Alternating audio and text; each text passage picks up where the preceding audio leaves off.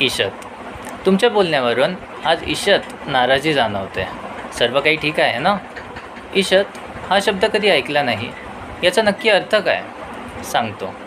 ईशत या शब्दाचा अर्थ आहे अगदी थोडे, किंचित किंवा जरासे.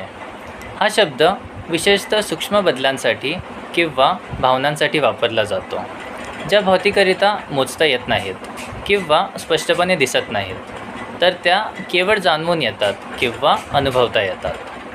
जेव्हा एखादी गोष्ट इतकी कमी असते की ती केवळ जाणवू शकते, तेव्हा आपण ईशत म्हणतो. उदाहरण द्यायचे झाले तर एखाद्याचे कौतुक करताना आपण म्हणू शकतो, त्यांच्या चेहऱ्यावर ईशत स्मितहास्य उमटले. किंवा व्यवहारात सांगायचे झाले तर आज चहामध्ये साखर ईशत कमी आहे.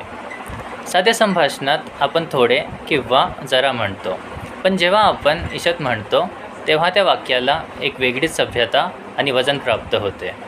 पुढच्या वेळी जेव्हा तुम्हाला एखादा सूक्ष्म बदल सांगायचा असेल, तेव्हा थोडे ऐवजी ईशत हा शब्द वापरून नक्कीच पहा. आता तुम्ही मला कमेंट्समध्ये सांगा, तुमच्या परिचयातील असे कोण आहे ज्यांच्या चेहऱ्यावरचं ईशत स्मितहास्य तुम्हाला खूप आवडते? त्यांना कमेंट्समध्ये नक्कीच टॅग करा.